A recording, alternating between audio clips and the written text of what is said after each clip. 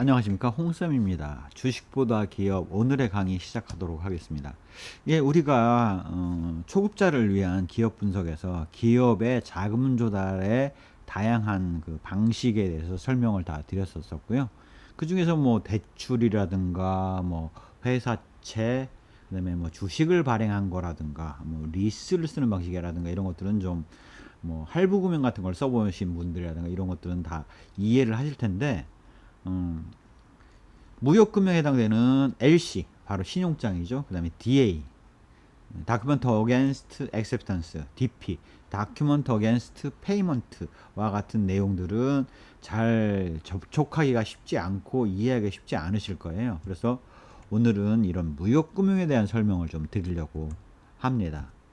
자, 무역금융의 일반적인 절차를 생각해 보시면, 수입업자가, 즉 사겠다는 사람이죠. 사겠다는 사람이 업체를 선정해서 우리 계약을 체결하고 물건을 납품해 주시면 돈 드릴게요 라고 얘기를 할 거예요. 그렇다면 이런 그 무역금융이 없었다면 어떻게 하게 되냐면, 일단은 계약서를 체결을 하죠. 계약서 체결을 하고 그 계약서를 근거로 해서 수출업자가 말하자면 물건 원재료 사고 공장 기계 돌려갖고 제품을 만들고요. 그걸 갖다가 포장을 잘 해가지고 컨테이너 차량에다가 쫙 심죠. 그래서 컨테이너 하나씩을 갖다가 해운사에다가 보낸 다음에 해운사에서 그 컨테이너를 실어가지고 뭐 예를 들어서 홍콩의 항구에다가 내려놓으면, 홍콩의 그 항구에다 내려놓게 됩니다. 자, 그때 물건을 실은 해운사는 이런 거를 받았습니다라는 영수증, 그 다음에 물품 목록이 이렇게 돼요 라고 하는 그 물품 목록, 그 다음에 나중에 이거 제시하고 하역장에서 찾아가세요 라고 하는 그 선화증권을 지급을 하게 돼요. 그러면 업체에서는 이 증서를 들고 홍콩으로 가서 선화증권을 주면서, 자, 이거 올 거예요 하면서 이 선화증권을 주고 돈을 받아오면 되겠죠. 이게 그 바로 추심 방식이라고 볼 수가 있는데요. 이런 그 추심에 있어서 사람이 직접 가려면 힘드니까 은행의 도움을 받는 방식이 바로 은행의 추심 방식이라고 보실 수가 있겠습니다. 어떤 식으로 되냐면, 은행에서다가 이 서류하고 영수증, 증권 등을 보내주면 해당 은행이 관련 홍콩에 있는 지점에다가 보내죠. 지점에다 보내면 그 지점에서 그걸 갖다가 제시하고 돈을 받은 다음에 송금을 해주는 방식입니다. 그래서 은행에서 추심 절차를 대행을 할 때는 어떻게 하냐면, 우리가 여기 그 선화증권이라든가 이런 것들을 그 받았잖아요, 해운사에서. 그걸 갖다가 은행에다가 쫙 제시를 해요. 그러면 선화증권을 보고 물품 목록이랑 선화증권을 보니까 물건이 실렸네 하고 은행에 바로 돈을 지급하는 것이 바로 DP라고 보실 수가 있습니다. 즉 미리 그렇게 해주기로 다 계약이 맺어진 상태인 거죠. 그러니까 이거는 지급결제라고 볼 수가 있습니다. 바로 서류 제출하고 돈을 받는 방식이죠. 반면에, 자, 물품 실은 거는 확인이 됐어요. 그러면 와서 검수를 해야 될 거 아닙니까? 제대로 된 물품이 돼 있는지. 그러면 시간을 두고 지급을 하도록 해놨겠죠. 문제가 없다는 것들을 확인하기 위해서. 그런 경우는 바로 DA, Document Against Acceptance, 즉 선적 서류 인수가 됐습니다 라고 확인만 딱 해줘요. 그 다음에 뭐 정해진 기간이 한 달이다 그러면 한 달 후에 오세요 하는 거죠. 그러면 한 달 후에 가서 돈을 받아오는 게 바로 DA, Document Against Acceptance라고 볼 수가 있겠습니다. 요게 바로 추심 방식이죠. 물건 싣고 그거에 대해서 대금 지급을 후에 받는 방식. 이게 싫으면, 나 당신 못 믿겠으니까 먼저 돈을 입금해 주세요 라고 하면 그 해당 기업에서 전신환 송금을 하거나 수표를 송금하거나 우편으로 해서 송금을 하거나와 같은 사전 송금을 하거나, 그렇게 하기는 부담스러우면 상품 받고 나서 돈을 결제를 하는 대금 교환을 하는 방식을 쓸 수가 있고, 아니면 선화증권이나 이런 것들을 받고 서류를 받고 하역을 시키면서 돈을 받는 방식이 대금 교환 방식이니까 이건 순수하게 지급 결제만 있죠. 그런데 그렇게 되면 말하자면 돈을 먼저 보내거나 아니면 늦게 받거나 라는 단점이 생깁니다. 그러면 수출업자 입장에서는 먼저 지급하는 사람만 하겠다 그러면 고객이 없어지는 거고, 나중에 지급하겠다라고 하면 만들어주겠다는 수출업자가 없어지면 거래가 잘 안 이루어지죠. 그래서 교묘하게 그 중간을 노리는 방식이 바로 신용장 방식입니다. 자, 우리가 수출하는 기업 입장에서 보면 수입업자를 얼마나 신용을 갖고 있는지 알 수가 없잖아요. 그러니까 그 업자를 믿기가 어려우니, 그러면 홍콩에 있는, 우리가 홍콩에 수입업자가 있다라고 치면 홍콩에 있는 기업은 믿기가 쉽지 않겠지만 홍콩에 있는 은행은 믿을 수 있겠다. 그러면 수입업자가 제시한 어음을 결제를 보증을 은행이 해도 그 은행이 보증한다라는 그 편지가 바로 신용장이라고 볼 수가 있습니다. 얘가 발행한 어음에 대해서, 수입업자가 발행한 어음을 우리가 결제할게요 라는 것들을 나타낸 것이 바로 신용장이라고 볼 수가 있고요. 그래서 그 신용장이 오면 어음은 받아갖고 신용장하고 같이 들고 가서 제시하면 바로 돈을 받는 것이 바로 S사이트 LC, 즉 신용장하고 화환어음하고 들고 가서 돈을 직접 바로 받는 방식이죠. 화환어음은 그 서류를, 이런 그 선화증권을 보내야지 그걸 받고 하겠죠. 즉 은행이 신용보증을 해주는 형태가 바로 신용장 방식이라고 볼 수가 있습니다. 그런데 물건 받고 나서 뭐 납품 제대로 됐는지 확인도 해야 되고 해서 기한을 좀 둘 수가 있잖아요. 그 얘기는 뭐냐면 LC 제시하면, 그 신용장 제시하고 어음 제시하면 바로 받을 수 있는 게 아니라 어음의 기한이 뭐 한 달 후로 늦게 돼 있는 거죠. 그런 것들을 갖다가 그런 그 어음을 그 유산스라고 얘기를 합니다. 즉 기한이 이연되어 있기 때문에 유산스라고 얘기를 하는 거고요. 그거에 대해서 그 수출자가 뭐 나를 믿고 이거 할인 좀 해주세요 라고 하는 게 쉬퍼즈 유산스가 되겠고요. 은행에서 알아서 우리가 은행 신용으로 해줄게요, 우리 신용으로 해줄게요 하는 것이 개설은행 신용인 뱅커스 유산스라고 보실 수가 있겠습니다. 즉 쉬퍼즈 유산스는 내 신용이기 때문에 대출이 아니죠. 그냥 내가 문제 발생하면 갚으면 되는 거죠. 개설은행 신용은 은행이 신용을 제공하기 때문에 바로 현찰로 미리 땡겨 주거든요. 바로 은행으로부터 약 짧은 기간, 한 달의 기간 동안 대출을 받은 것과 비슷한 효과를 갖습니다.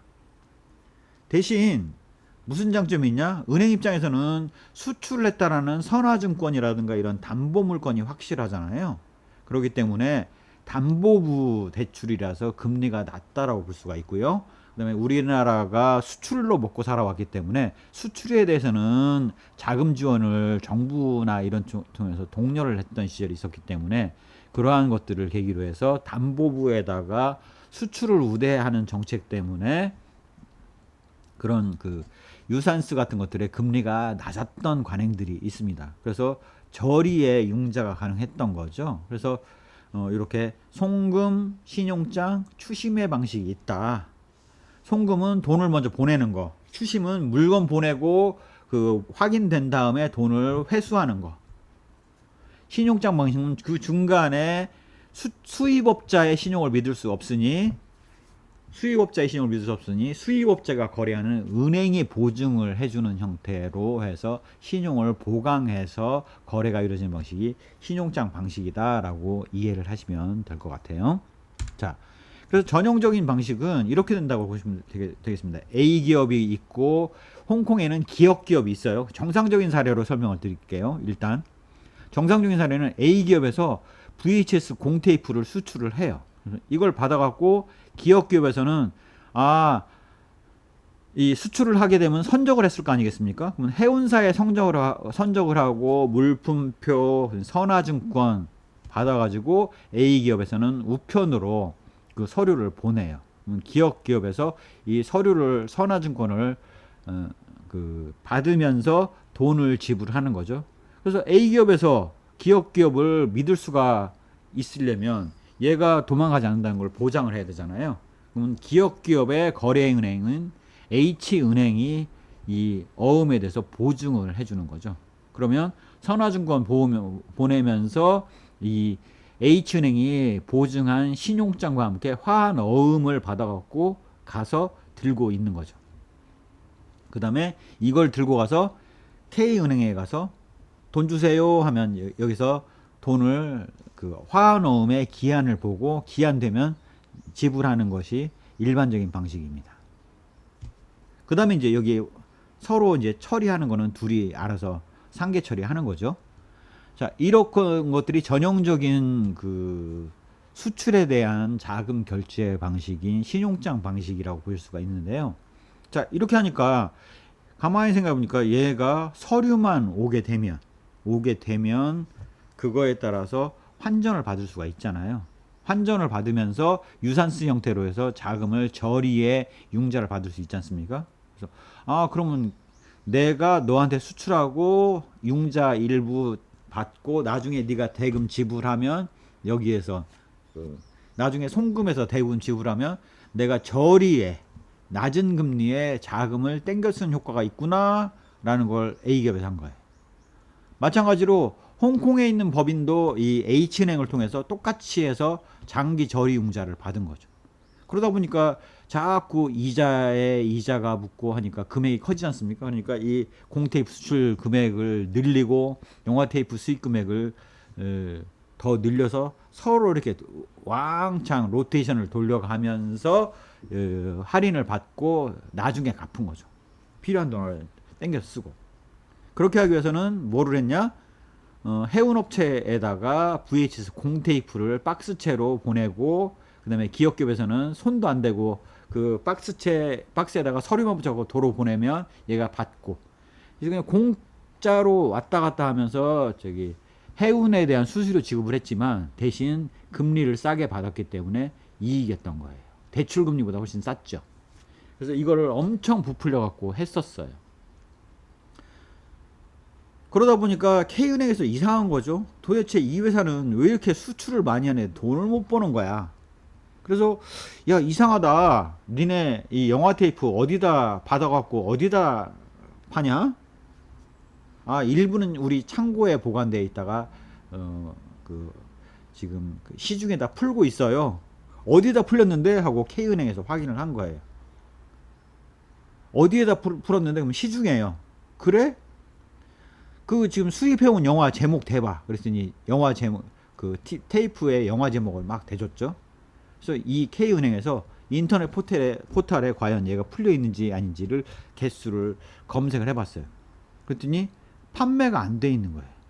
아무도 그 영화 테이프를 파는 데가 없어요. 그러니까 너 이거 입증해 라고 했는데 입증 못했죠. 그래서 이렇게 공테이프 수출하고 공테이프 도로 받아갖고 양쪽에서 신용장에 따른 화환어음 가지고 할인해서 장난쳤다라는 것들이 발각이 나가지고 K은행에서 고발을 했습니다. 그래서 A기업에서 하고 기업법인의 이 장들이 같이 교도소에 갔죠. 나중에 알고 보니까 A법인은 본사였고 홍콩에 있는 기업법인은 A기업의 판매법인이었던 거죠. 자, 그래서 막상 은행 입장에서 한번 생각을 해보시면 A기업에서 이 선화증권 다 제대로 갖고 왔잖아요. 물품 다 나간 거 확인했잖아요. 그거 저기 해운사에서 보증했잖아요. 물품 내려서 줬고 받았잖아요. 해운사에서 보증해줬잖아요. 그 서류들만 확인하고 서류의 진위만 확인하고 K은행에서 계속 돈을 빌려줬으니까 얘네가 못 갚을 때까지 계속 돈을 빌려줬었던 거죠. 그러다가 문제가 발생한 거 아니겠습니까? 결국 무역금융에 있어서는 이렇게까지 사기를 치는 사람들이 있을 수 있는데 그게 확인이 안 된다는 거예요. 제대로 확인하기가 쉽지 않다는 거죠. 서류만 확인하는 거 가지고 완벽하게 보완이 안 된다라는 겁니다.